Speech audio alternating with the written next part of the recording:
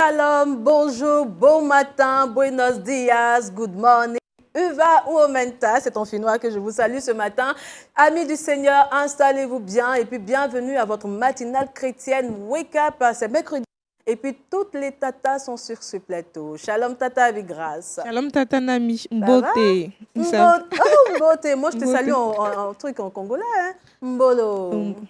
Je t'en prie, tu vas bien? Oui, très bien, par la grâce de Dieu. Là, on a fait le tour du monde en étant sur le plateau. Exactement. Et là, tu rayonnes sur le plateau. Ah, merci beaucoup, ma sister. Toi aussi, tu rayonnes. Et puis, j'aime bien tes escapes de couleur merci, jaune. Nami. J'adore. Je te l'offre après l'émission. Après l'émission. Wouh, est bon pour toi. Merci beaucoup, ma sister. Tu as dit devant les téléspectateurs. Attention. Ah, oui. OK. Pas de souci, ça marche. Installe-toi bien. Shalom, Mati. Shalom, Nami. Ça va, tata? Oui, ça va bien. Après, ça va parler le gabonais, je ne sais pas. Et puis... Mbote Lingala. Lingala et puis Mbolo. Mbolo, oui. Du Gabon, en tout cas. Mais moi, je vous salue en français. Bonjour. J'ai cru que tu allais nous saluer peut-être en Wolof. Je vais loin. Shalom. Oh, mais ça, c'est... J'ai voyagé. Ça va, tu vas bien? Oui, ça va très bien. C'est le mercredi, les tatas sont là. Oui, les tatas sont là avec beaucoup de bonbons, une pléthore de bonbons pour nos tout petits. Et puis le tonton des tontons est sur le plateau. Il s'agit de tonton Léon. Shalom Nami et shalom à nos tonton amis. Léon. Oui. Vous allez bien, tonton Léon? Bien, par la grâce de Dieu. À cause de vous, aujourd'hui, on s'érige en tonton, hein, tata. Ah oui. Il n'y a pas de souci. Installez-vous bien et puis à tout à l'heure. Et puis nous avons toujours la visite du pasteur Thierry Umbassi. Il nous vient de la France. Il est pasteur principal de l'ACVN. Entendez par là Assemblée chrétienne Vie Nouvelle et également président de l'Union des Églises apostoliques de France depuis 2022. Shalom, pasteur. Shalom, shalom, Nami. Que le Seigneur vous bénisse. Amen, pasteur. Soyez bénis également. Merci. Pasteur, un mets ivoirien que vous avez déjà consommé? Bon, la tiki. La tiki, c'est sûr. Oui. Alors, il y a une autre que j'aime beaucoup, c'est le foutou. Le foutou. Le foutou, je crois que c'est les bananes plantains qu'on écrase, c'est très, très bon, avec la sauce arachide. Bravo, pasteur! Je me rappelle très bien, c'est la 5e fois que je visite la Côte d'Ivoire quand même. Donc, je commence à connaître un petit peu les mets ivoiriens. Les mets ivoiriens. Foutou, sauce arachide. Voilà. D'accord, c'est super. Je pense qu'après l'émission, Abigail va se charger de... Sans souci. Elle dit sans souci, d'accord. On va prier avec Mathilde. Seigneur, nous te rendons grâce pour ce beau matin. Croyons que tu es déjà là. Bénis ceux qui nous écoutent et bénis-nous sous ce plateau au nom de Jésus. Amen. Amen. Le Seigneur a pris le contrôle de cette matinale. Disposons nos cœurs et méditons ensemble.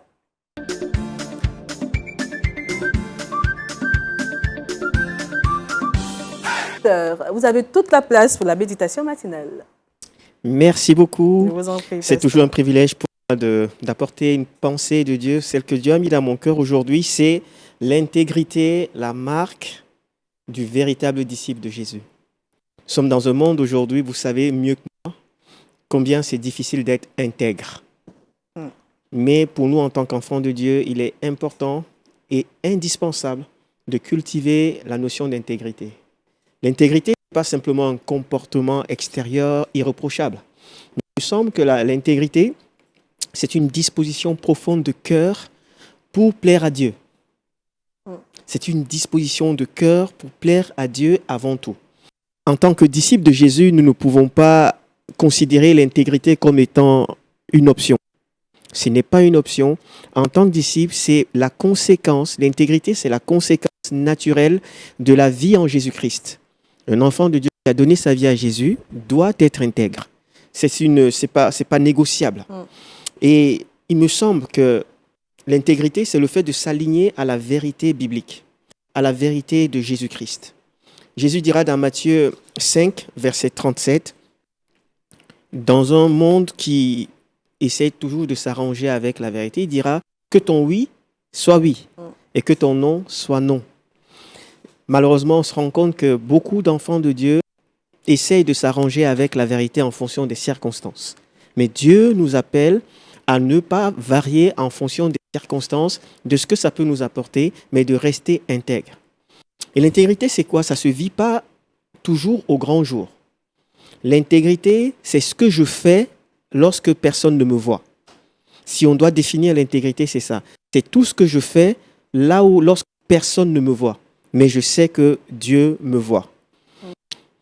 Toujours dans Matthieu, le Seigneur dira Heureux ceux qui ont le cœur pur, car ils verront Dieu. Les hommes intègres verront Dieu. Ce n'est pas parce qu'ils ont des actes qui donnent l'apparence de piété qu'ils verront Dieu, mais c'est parce qu'ils ont le cœur pur. Je bénis le Seigneur parce que c'est ce à quoi le Saint-Esprit nous conduit. Le Saint-Esprit fait une œuvre dans nos vies pour qu'on puisse tendre vers cela. Et un cœur intègre, c'est un cœur qui est entier pour Dieu. Pas à moitié, pas de temps en temps, mais entier pour Dieu. J'aime beaucoup le psaume de David, le psaume 139 que nous connaissons très bien. Il dira, examine-moi, psaume 139, verset 23, examine-moi, ô Dieu, et connais mon cœur. Mets-moi à l'épreuve et connais mes pensées. Regarde si je suis sur une mauvaise voie et conduis-moi sur la voie de l'éternité. Même David, cet homme, selon le cœur de Dieu, il va dire à Dieu comme si il veillait à cela. J'aimerais avoir un cœur intègre, un cœur pur. Et si il m'arrivait, comme ça peut nous arriver à tous, de dévier, s'il te plaît Seigneur, regarde si je suis sur une mauvaise voie et conduis-moi sur la voie de l'intégrité, de la voie de l'éternité. Un cœur intègre, c'est un cœur qui est transparent. Il n'y a pas de choses cachées ou alors qu'on veut dissimuler. C'est un cœur qui recherche toujours la transparence et qui est prêt à être repris, corrigé par le Saint-Esprit. Et il y a ce texte qui m'a toujours marqué, c'est comme un encouragement que l'apôtre Paul va donner à son fils spirituel, Timothée. Dans 2 Timothée chapitre 2, à partir du verset 15. Il dira à Timothée, « Efforce-toi de te présenter devant Dieu comme un homme éprouvé, un ouvrier qui n'a point à rougir, qui dispense droitement la parole de la vérité. » Paul donne cette exhortation, cet encouragement à son fils spirituel Timothée, mais il tient compte de la culture de Timothée. Timothée était dans cette culture, baigné dans cette culture grecque. Et il va utiliser un mot, quand on regarde de près dans le grec, le mot éprouvé, c'est le mot dokimo, dokimos. Il dit, présente-toi devant Dieu comme un homme, comme un dokimos. Et dokimos, dans la Grèce antique, c'était un terme, c'est le nom qu'on donnait aux fonctionnaires de l'État qui avaient pour mission de vérifier les pièces qui étaient frappées, la monnaie qui était frappée et qui circulait dans le pays. Les dokimos avaient dans ce rôle, on peut appeler ça aujourd'hui, on peut comparer ça aujourd'hui aux inspecteurs d'impôts, par exemple, mais ce n'est pas exactement la même chose. Les dokimos avaient pour rôle de vérifier que les pièces, l'argent qui circulait, avait le bon poids. Ce qui se passait, c'est que quand on frappait l'argent sortait des moules, l'argent avait des aspérités, parce que ça bavait, le métal bavait un petit peu, et on confiait ça à certaines personnes qui devaient donc rogner la pièce de manière à ce qu'elle soit bien ronde, bien polie. Malheureusement, comme dans le cœur de l'homme, il y a toujours un peu, je veux profiter du système. Ces hommes qui devaient rogner la pièce un peu trop pour garder le surplus pour eux. Et ce qui se passait, c'est que l'État s'est rendu compte de cela et il a donc mis en place des hommes qu'on a appelés les dokimos. Les dokimos étaient là, quand les ouvriers finissaient de rogner, les dokimos prenaient la pièce, la pesaient. Quand elle n'avait pas le bon poids, ils pouvaient comprendre que, avant nous, quelqu'un a trop rogné. Donc les dokimos étaient là pour vérifier la véracité, le bon poids de la monnaie. Et Paul va donc dire à son fils spirituel, tu dois être comme les dokimos. Tu dois vérifier que la parole qui est prêchée, qui est annoncée, qui va circuler dans le pays, soit la bonne parole, ait le bon poids. C'est pour ça que Paul va dire à son fils Timothée, efforce-toi de te présenter comme un homme devant Dieu, comme un homme éprouvé, comme un dokimo, un ouvrier qui n'a point à rougir, un ouvrier à qui on ne peut rien reprocher. Et je crois que nous, en tant qu'enfants de Dieu, nous chrétiens, nous devons nous efforcer à nous présenter devant les hommes comme des documents, les hommes intègres. Pourquoi? Parce que nous sommes censés porter une parole qui ne mérite pas d'avoir d'aspérité, mais qui ne mérite pas non plus d'être allégée. On est dans une société aujourd'hui, on veut tout alléger. Vous savez, alors je suis entouré de sœurs qui comprennent ce que c'est. Hein. On veut alléger parce qu'il ne faut pas prendre du poids. Tout doit être light. Mais la parole de Dieu ne peut pas être light. La parole de Dieu doit avoir le bon poids.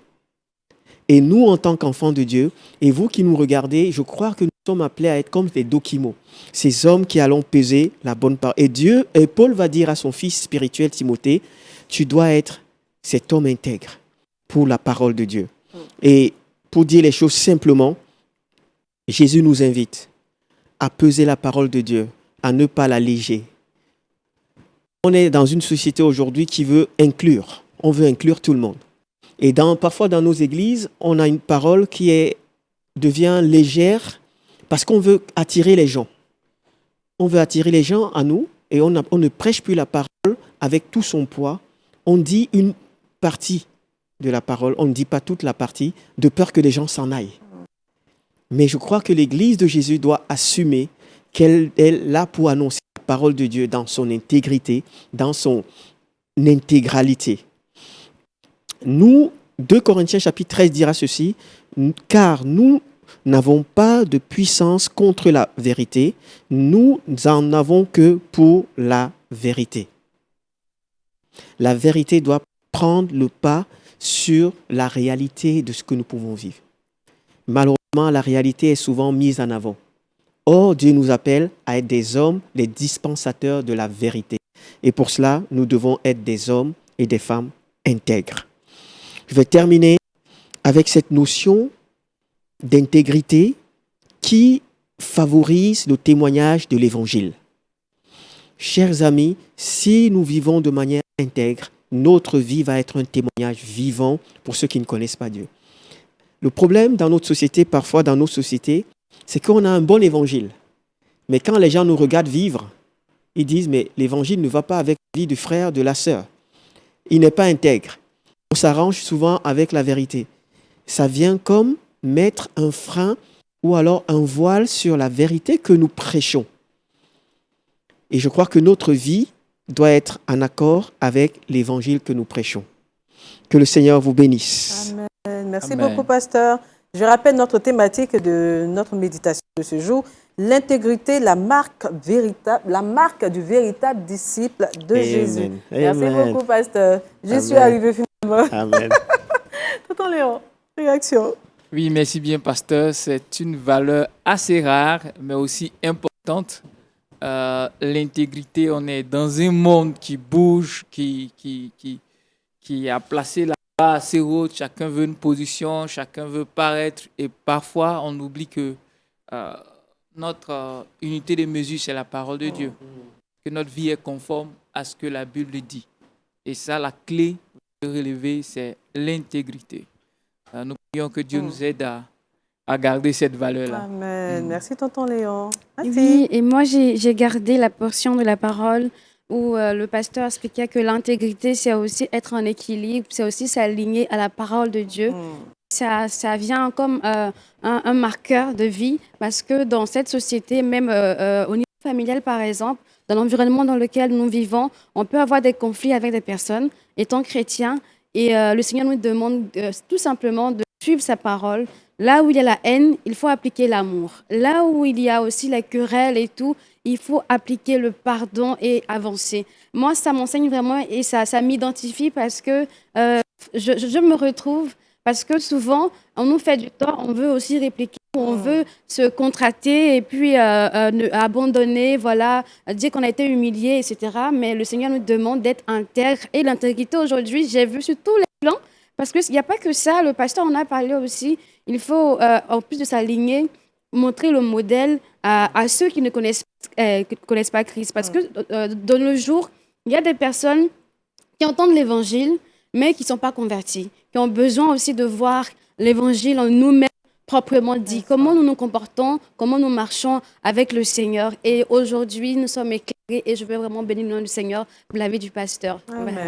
Avec grâce. Moi, j'aimerais dire merci au pasteur. Et le mot qui a tout de suite attiré mon attention, c'est s'efforcer.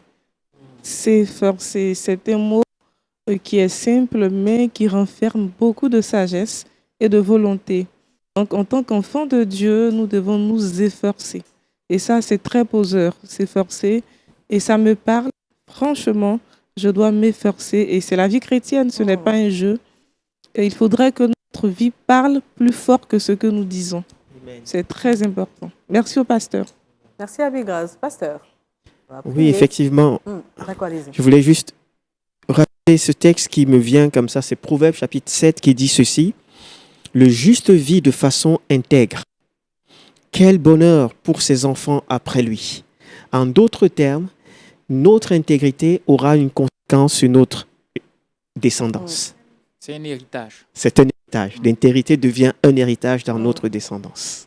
Pasteur, on va prier. Amen. Seigneur, merci pour ta parole. Merci parce que nous devons nous efforcer, mais nous savons que c'est avec le Saint-Esprit. Sans le Saint-Esprit, c'est impossible pour nous. Et je te prie pour l'Église, afin que tu nous aides à être ces hommes et ces femmes qui marchons dans l'intégrité au nom de Jésus. Amen. Amen. Merci beaucoup, pasteur. Sur Actu, c'est avec Abbé Grâce et ce matin, nous nous intéressons au livre « Pourquoi j'ai des mains ». Futur Actu.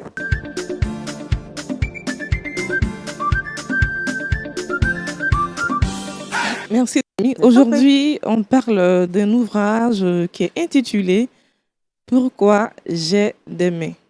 C'est un livre interactif, coloré et qui invite les tout-petits à découvrir l'usage de leurs mains et surtout l'utilité de leurs mains.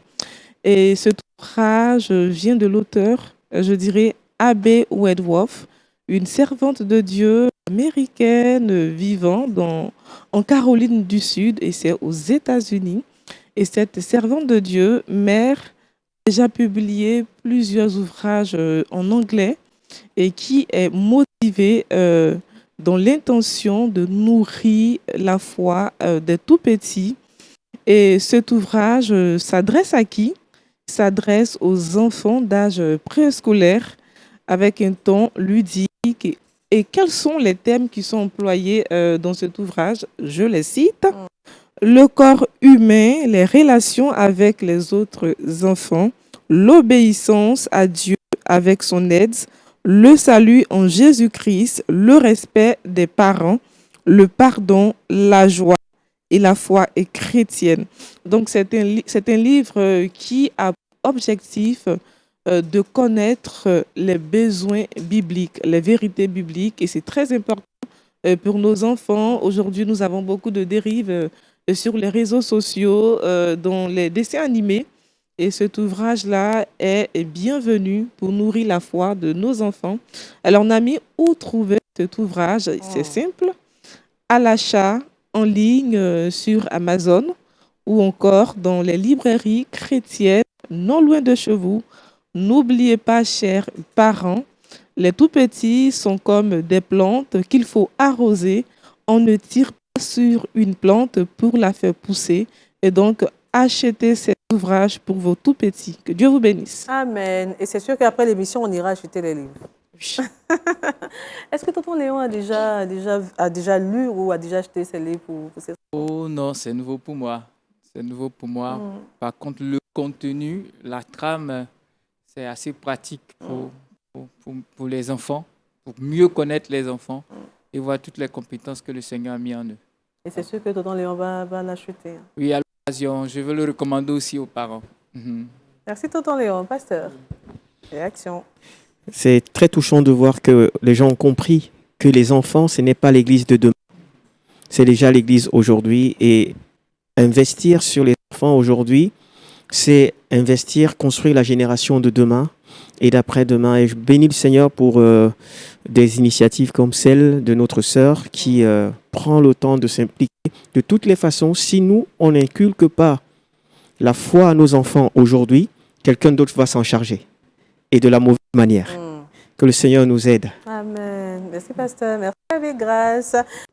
Ce matin, la vidéo du jour est un peu concentrée de douceur et d'amour. Amis de Wake Up, nous vous transportons dans l'univers attendrissant des bébés, surtout où on va dire précisément des jumeaux. Bonne dégustation.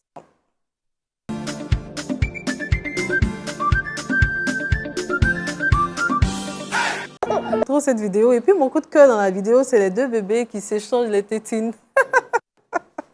C'est vraiment très doux, beaucoup d'amour, beaucoup de tendresse entre ces bébés. Et puis nous, on adore. Exactement, beaucoup d'amour, beaucoup de douceur. J'apprécie vraiment. Et je remarque qu'ils sont déjà deux. Ouais. Donc, on a en face de soi son frère, sa sœur, et on a en face de soi aussi son ami. Pourquoi pas même son meilleur ami. Donc, on est déjà deux à la maison. Ça suffit pour jouer ensemble, n'est-ce pas, tonton Léon, n'est-ce pas? Oui, ça suffit. Justement, c'est suffisant. C'est comme toi et moi à la maison, forcément. Ouais. Voilà, on va jouer pleinement. On va pas s'ennuyer. Et moi, j'aime beaucoup, je sais pas, cette alchimie qui existe entre les jumeaux. C'est vraiment un bonheur de les avoir et c'est toujours un plaisir de voir ce genre de vidéos qui vraiment apportent une douceur et une autre coloration de la journée. Voilà. Yes. J'ai regardé la vidéo avec beaucoup de joie. C'était un instant qui est suspendu entre douceur et mouvement de ces petits êtres-là. Et on sent une combinaison de complicité, de chaleur humaine, de tendresse, d'harmonie et surtout de joie. Et j'ai senti la fragilité de ces êtres-là, le besoin de prendre soin de ces tout petits, et c'est vraiment poseur. Et j'ai aussi ressenti ce besoin-là pour toutes les femmes qui sont en attente de maternité. On prie que Dieu leur fasse grâce, parce qu'avoir dans sa vie ces enfants-là, c'est un peu comme un soleil que Dieu apporte dans la vie de ces personnes-là. Et comme on le dit, l'enfant est une bénédiction. Et j'ai tout de suite eu l'idée, je me suis dit, mais Dieu est puissant. Dieu est tellement puissant. Comment est-ce que Dieu fait? Comment est-ce qu'il parvient à mettre deux êtres dans notre ventre? Comment est-ce que Dieu fait? Et il y a un verset de la Bible qui dit, tu ne connais pas comment se forment les os dans le ventre d'une femme. Et ça inspire la crainte de notre Dieu. Il est puissant, il est unique et c'est le Dieu de la création. Amen. Merci beaucoup, Abbé Grâce. Et puis nous prions à travers Wake Up que le Seigneur se souvienne de toutes les femmes, de tous les couples en quête d'enfants. Ne perdez pas la foi. Le Seigneur, il est fidèle, il est le même. Et puis, il le fera certainement. Merci beaucoup. Tonton Léon, réaction après avoir vu les tout petits. Oui, ces jumeaux, ils sont adorables. Yes. Vous donnez envie de faire des enfants. Hey. Voilà. Et c'est bien de présenter cet aspect beau et charmant de comment on appelle des enfants. Ça motive. On est dans une génération où de moins en moins on veut faire des enfants. Je sais de quoi je parle. Même les couples chrétiens ont tendance à faire un ou deux. Même je connais des couples qui ont dit carrément nous on ne veut pas en faire. À cause des charges, c'est ça? Pas forcément à cause des charges. Généralement ceux qui disent ça, mais c'est eux qui ont les moyens. À cause du monde qui évolue, les enfants grandissent dans un monde dangereux. À cause des menaces de l'ennemi. Ils disent, mais pourquoi faire un enfant pour l'envoyer dans un monde en guerre, un monde en crise? C'est juste ces motivations. Elles ne sont pas, entre guillemets, assez justes, mais voir cette beauté peut inspirer une femme à vouloir mettre au monde et voir qu'au fond, c'est la grâce de Dieu. Si j'ai la capacité d'en faire, pourquoi ne pas laisser la grâce de Dieu opérer pendant que certaines n'arrivent pas à en faire? Donc, ces images motivent. Et je crois que Mathie doit aimer les jumeaux. On va prier pour elle. Amen. Pas ça, réaction. Moi, lorsque je regardais cette vidéo, elle a attiré mon attention sur ce texte de la parole de Dieu qui dit le royaume des cieux est semblable à ceux qui ressemblent aux petits-enfants. Et très souvent, je pense à ça, je regarde des enfants et je dis, est-ce qu'en moi, est-ce qu'en nous, adultes, il y a encore cette part de l'enfant qui est enseignable, qui est sans calcul, qui prend l'autre dans ses bras et qui tombe, pleure, se relève, rigole juste après. Est-ce que cette part de l'enfant en nous, toujours vivante, ou alors nous sommes devenus tellement adultes qu'on n'a plus cette part d'enfant? Et Dieu nous dit, si vous ne devenez pas comme ces petits-enfants, vous ne pourrez pas rentrer dans le royaume de Dieu. Et je regardais ça et ça me donnait vraiment envie laisser cette part de l'enfance en moi continuer à vivre. Merci beaucoup, pasteur. Mais parce que ça vous dit de faire des jumeaux, d'avoir des jumeaux? J'aurais tellement voulu, mais on a notre troisième enfant avec mon épouse. Il était tellement dynamique qu'il nous a calmés. Donc, du coup, c'est trop tard maintenant. Je vais prendre soin des jumeaux des autres. Il est efficace, hein, lui. Il a réussi à calmer les parents. D'accord. Merci beaucoup, pasteur. Merci à tout le monde sur ce plateau. Place à l'espace dédié aux enfants. C'est le Kiss Time.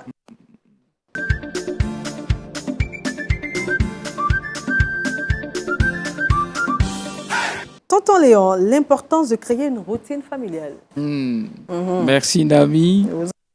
Shalom aux parents, aux amis, aux éducateurs, à tous ceux qui nous suivent. Ce matin, comme elle a dit, nous allons parler de routine familiale. Et combien de fois c'est assez important. Nous sommes dans un monde qui court. Nous courons. Même quand tu ne veux pas courir, tu vois que tu es en mouvement. Même quand tu es assis, tu bouges. Tout va très vite. Et ça, c'est l'un des défis des familles aujourd'hui, même les familles chrétiennes. Avoir une dynamique familiale, des relations renforcées où les parents sont ensemble avec les enfants, cela manque. Donc, la routine peut être un élément assez important. Alors, la routine, c'est l'ensemble des habitudes que nous créons ensemble, en famille, pour travailler sur les relations. Il est important pour plusieurs raisons d'avoir une routine. Il y a d'abord la question de stabilité et de sécurité. Cela aide à se sentir en confiance, que je ne suis pas seul, je suis dans une famille, on bouge ensemble. Ça aide aussi à avoir une organisation et une gestion de temps. Qu'est-ce que nous faisons ensemble? Qu'est-ce que l'autre est en train de faire pendant qu'on n'est pas ensemble? Et cela réduit le stress, et améliore aussi les questions de productivité. Je vais revenir particulièrement sur les questions de temps. Renforce les liens familiaux. L'idée de faire quelque chose ensemble, je reviens toujours sur le fait de faire quelque chose ensemble, c'est un élément clé dans la dynamique familiale. Cela aussi développe des habitudes saines avec nos enfants. Ils savent ce qu'ils doivent faire à tel moment, comment on le fait et avec qui on le fait. Et enfin, cela aide les enfants à développer des compétences de vie. Plus particulièrement, je voudrais insister sur la question de l'organisation et de la gestion du temps. Je disais qu'on est dans un monde qui court. Et très souvent, papa se gère, maman est dans son planning, les enfants sont à l'école. On se retrouve très peu en famille. Et pourtant, si on a une routine, si on a des habitudes qu'on a mis ensemble, un emploi du temps. Vous allez constater que dans la société, partout, il y a un emploi du temps. Pour LMTV, vous avez un planning d'émission à telle heure qui vient. Nos enfants à l'école, ils ont un emploi du temps. Et dans nos entreprises, il n'y a aucune institution sérieuse qui fonctionne sans planning. Donc, la question du planning au niveau de la famille aide à construire les relations. Donc, un élément que je peux donner pour encourager les parents. Alors, nos enfants vont à l'école, ils ont un emploi du temps. Papa a son planning, et si maman aussi travaille, même si elle est à la maison, elle a son planning. L'idée ici, c'est d'avoir un emploi du temps commun, où tout le monde se retrouve. C'est-à-dire faire une refonte de tous les emplois du temps.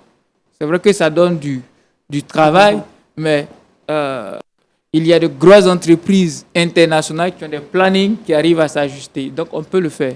Une famille, c'est une entreprise. Si on le comprend comme ça, ça aide. Alors, ce que vous pouvez faire, c'est de prendre les emplois du temps des enfants quand ils sont à l'école, quand ils sont à la maison, à quel moment ils font l'activité. Qui fait telle activité et comment on le fait.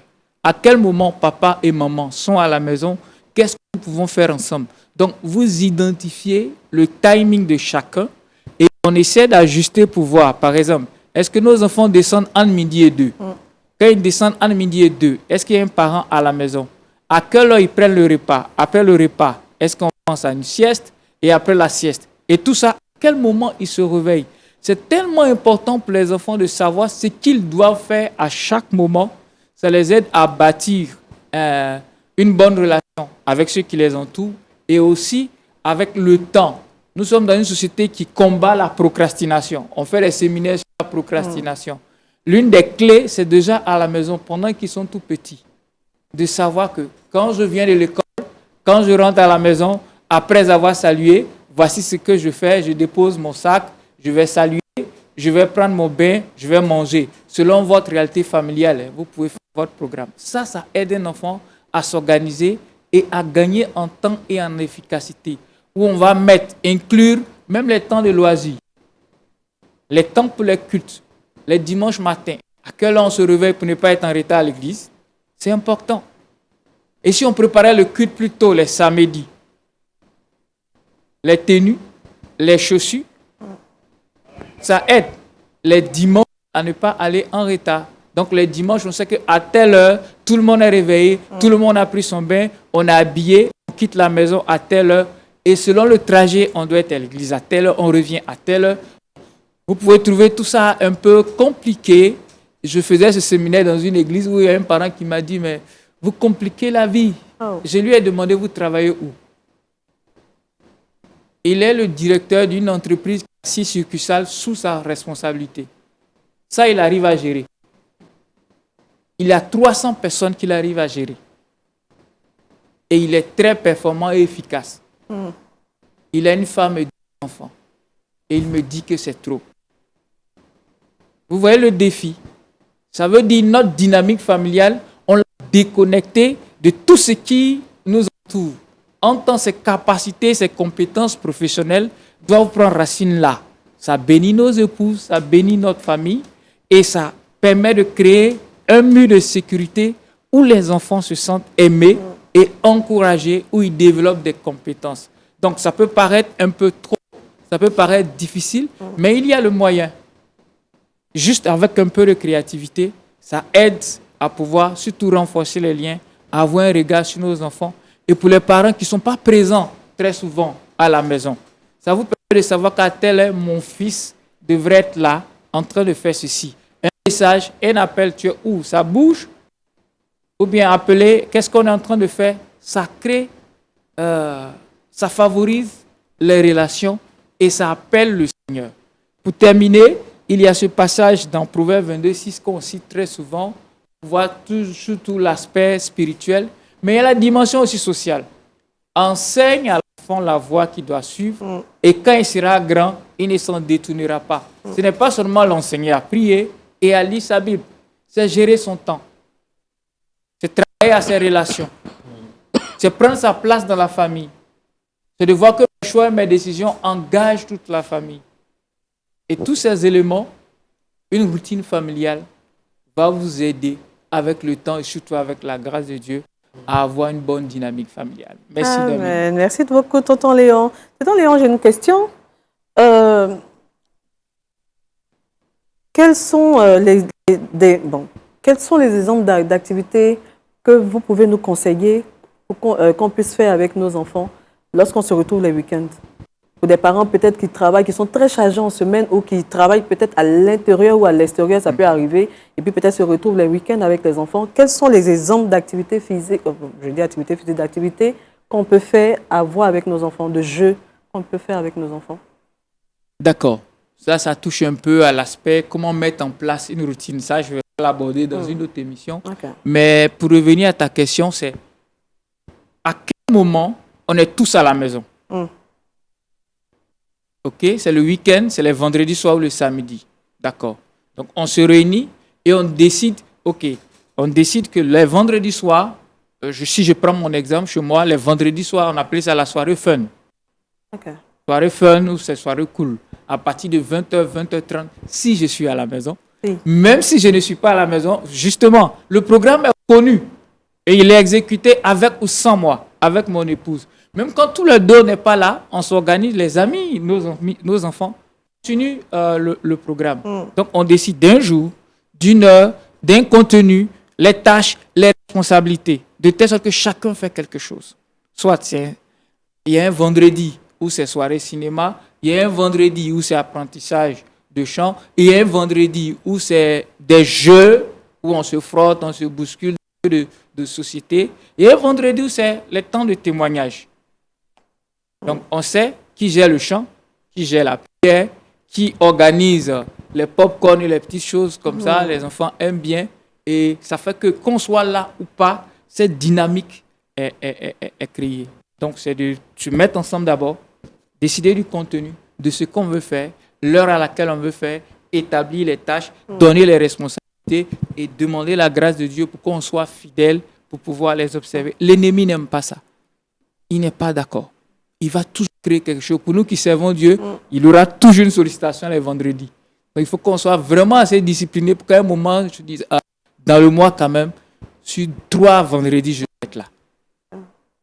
Merci beaucoup, tonton Léon. Avec grâce. Merci à tonton Léon. Son intervention n'est pas faite sous une forme sentencieuse. C'est juste pour une prise de conscience assez vivace. Alors, j'aimerais savoir, que doit faire un serviteur de Dieu qui est absent physiquement et émotionnellement? Quelle est la mesure drastique? Pour le serviteur de Dieu, Oui. waouh. Peut-être qu'on aurait demandé de poser la question au pasteur. Je vais dire qu'il est absent à la fois physiquement et émotionnellement. Là, c'est assez compliqué. On peut être absent physiquement parce que notre responsabilité, que ce soit pour un serviteur de Dieu ou bien pour ceux qui sont séculiers, ça arrive. Mais la meilleure présence, c'est celle qui est émotionnelle. Parce que je peux être présent même physiquement et ne pas être là. Les parents qui sont constamment à la maison, mais qui ne sont pas là.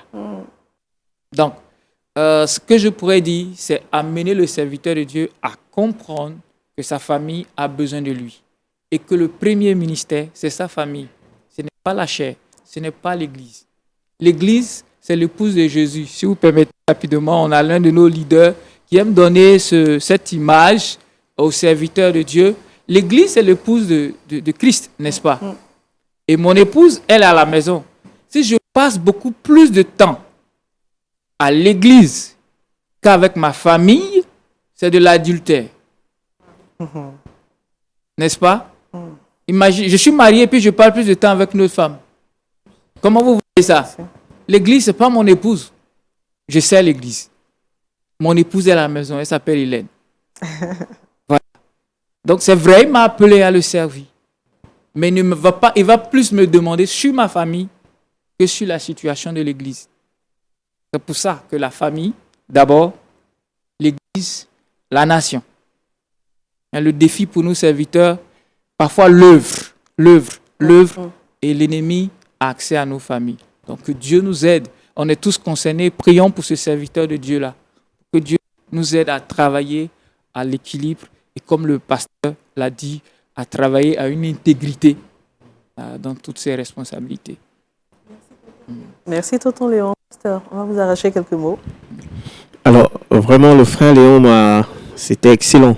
Son exposé, je ne sais pas s'il faut rajouter quelque chose. Je pense qu'on doit juste aspirer à vivre, à créer ces moments. Et ce que je pourrais dire, c'est la vie qui est ainsi faite. On ne peut pas...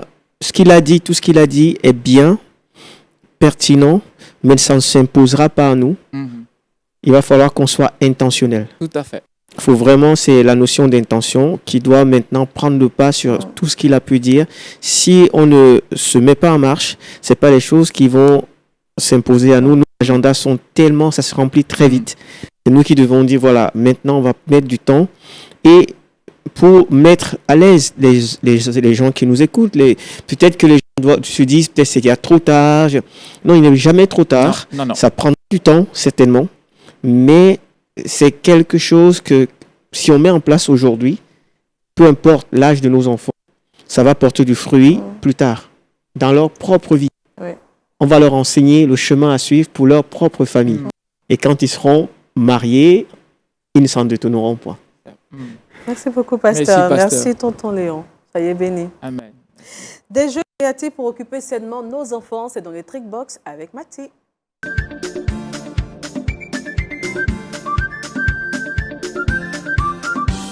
Mathie. Oui, merci Nami. Je crois que c'est la Parfait. continuité. L'esprit est un. Aujourd'hui, dans le Trickbox, c'est le mercredi, on parle des enfants. Et tonton Léon a bien commencé pour moi. Nami a posé la bonne question. Souvent, les enfants, ici, sous nos cieux, les mercredis, il y a coup le matin, il n'y a pas coup l'après-midi. dans d'autres pays, je ne sais pas, mais lorsque les enfants ne sont pas à l'école, ils sont en bas âge, qu'est-ce qu'ils font à la maison? C'est vrai qu'on va les occuper beaucoup à faire peut-être des rééducations, soi-même, éduquer son enfant soi-même en apprenant à l'école, les choses basiques qu'on apprend à l'école. Mais l'enfant aussi a besoin de se mouvoir pleinement pour sa croissance, voilà. Donc l'enfant a besoin de s'amuser, d'apprendre, des jeux ludiques, etc. Et qu'est-ce que nous, parents, on fait? Souvent, on dépose le téléphone portable, l'écran, et l'enfant joue à des jeux vidéo, regarde la télévision et tout. Mais c'est bien, mais c'est pas mauvais. Mais ce matin, je voudrais réveiller la créativité de nos parents, voilà, les wake-upiens. Alors, réveillez-vous un peu et dites-vous que à la maison, vous avez des éléments, voilà, qui peuvent constituer des jeux pour enfants. On peut jouer à la marelle à la maison, on peut faire des chants à la maison, on peut aussi colorier avec les enfants, on peut dessiner, on peut faire beaucoup d'autres choses. Et parmi ces choses, ce matin, je vous propose une série, c'est vrai, dans une vidéo, on va voir. Mais avant, j'ai retenu deux jeux qui m'ont plu. Il y a la boîte à histoire. C'est quoi la boîte à histoire? C'est d'abord le matériel composé pour pouvoir fabriquer la boîte à histoire. Il faut avoir un objet varié tel que la clé, une plume, un caillou, une figurine, n'importe quel objet qui permettra à l'enfant de pouvoir constituer un souvenir. Donc, dans une boîte, on met toutes ces figurines ou bien ces objets et on demande à l'enfant, par exemple, il y a des œufs sur la table. Si l'enfant a pioché les œufs, on va lui demander qu'est-ce que cela te fait penser à quoi? Te fait penser à telle histoire, à quoi? Et l'enfant va raconter. C'est juste pour créer quelque chose dans l'enfant, c'est encourager l'expérimentation et la motricité fine de l'enfant d'abord, et puis aussi faire déborder l'enfant, connaître l'imagination de l'enfant. On sait que l'enfant, il est créatif, il a beaucoup d'imagination, mais les parents n'ont pas le temps de connaître un peu ce que les enfants peuvent produire en termes d'imagination. Et puis, ça stimule aussi, comme je le disais, l'imagination et le langage, surtout. Parce que l'enfant va apprendre à parler à sa maman. Maman, tu sais, l'œuf, ça me fait penser à telle et telle histoire. Moi, je pense que l'œuf, c'est bien. Il y en a même qui concoctent au moins des recettes, mais ça dépend de la figurine ou bien de l'objet qu'on a dans la boîte à histoire. Si c'est une plume, l'enfant va raconter une histoire et imaginez-vous ainsi de suite. Il y a aussi ce jeu, le tableau des émotions. Pour le matériel, il faut avoir du papier de couleur feutre et des feutres du moins et un miroir. Donc, le principe, c'est chaque enfant dessine un visage exprimant une émotion et expliquant à quoi il pense aussi, comment il ressent. Quand l'enfant vient de l'école, par exemple, ce qu'il a ressenti, il peut dessiner sur un miroir. Bon, ça, ce sont des jeux que moi, j'ai appris. Je veux juste partager. Mais j'ai une vidéo vraiment qui montre une série de jeux qu'on peut réaliser à la maison soi-même avec juste des choses, des feutres, des bougies, des coquilles d'œufs, beaucoup d'autres choses qu'on peut faire à la maison et distraire nos enfants sainement. Voilà. On regarde la vidéo et on revient. Là, je pense qu'on a toute une panoplie de jeux à réaliser avec les enfants, avec surtout les cartons à la maison. On peut recycler beaucoup de choses, voilà, pour jouer avec les enfants. Et si vous n'avez pas d'idée comment créer ces jeux, allez-y sur Internet, allez-y sur YouTube, inspirez-vous et apprenez sainement vos enfants à jouer et aussi à déborder d'imagination, surtout en tant que parents. Ce sera un moment, c'est juste un plaisir. Et puis, jouer, c'est le secret du développement d'un enfant. Parce que plus il joue, plus il apprend et plus ça crée des liens entre les parents et les enfants. Donc, n'hésitez surtout pas. Le week-end, par exemple, on peut le faire. On peut éteindre les écrans. Je vais le faire. Voilà, donc, chers abonnés. Je peux moi-même jouer aussi, il n'y a pas de problème. Mais moi, je vais jouer aussi parce qu'il y a des jeux qui m'intéressent. Le coloriage et tout ça, j'aime bien. Je ne sais même pas dessiner à mon âge. Mais c'est juste pour rire. Merci beaucoup et j'espère qu'on pourra reproduire à la maison. Merci beaucoup, Mathie. Tonton Léon. Tonton Léon, il a toujours le sourire quand tu vois ses petits camarades. Ah oui, surtout que c'est loin de tout ce qui est écran. Oui. Ça développe tout ce qui est cognitif, tout ce qui est cerveau. Il y a les schémas qui sont là, les couleurs, les changements. C'est tout ça à l'école primaire. On voit le décodage, du déchiffrage. C'est les bases de tout ce qui est mathématiques, de langage, de tout ce qui est développement de l'enfant. Donc, c'est des choses qui peuvent paraître simples, mais qui déjà préparent l'enfant à pouvoir intégrer des études supérieures. Et c'est bien, j'encourage beaucoup de parents. Aujourd'hui, on ne va pas pouvoir dire que je ne sais pas quoi faire. Tout est tellement disponible. Ouais. Parents qui disent je ne sais pas quoi faire, je ne suis pas formé, je n'ai pas telle compétence, il faut aller la chercher, c'est disponible. Donc, juste un peu de créativité, comme le pasteur l'a dit, beaucoup d'intentionnalité. Donc, Mathilde, ne t'inquiète pas, hein, tu pourras te référer à YouTube pour apprendre à dessiner. Pasteur, réaction. Qu'est-ce que je peux dire sur ce que j'ai vu? C'est très intéressant et Léon l'a dit, hein, tout était fait pour éloigner les enfants des écrans. Contrairement à ce que nous voyons aujourd'hui, nos enfants sont presque accros aux écrans. Et j'ai aussi constaté que l'enfant, chaque fois, il y avait un sentiment de réussite. Quand il réussissait un exercice, tout ça contribue à une confiance en soi. Parce que c'est à cet âge qu'un enfant commence à savoir avoir la notion de la récompense d'un travail accompli. Et je crois que psychologiquement, c'est important pour nous tous de pouvoir gérer cette dimension de récompense, cette dimension d'assurance. Mais je pense que les enfants aussi apprennent à échouer. Et ça aide les enfants aussi à cette notion de résilience. J'ai échoué une fois, mais je vais recommencer une deuxième fois. Ça n'a pas marché, mais je me suis rapproché de la réussite et je continue. Donc les jeux comme ça sont très intéressants pour la jeune génération et même, pourquoi pas pour nous-mêmes. Alors qu'on joue avec nos enfants, ça nous apprend à être patient et la résilience aussi. Merci beaucoup, pasteur. Avec grâce. Je valide. Merci beaucoup, avec grâce. Et puis, terminons cette émission avec la toute dernière rubrique, c'est Le saviez-vous?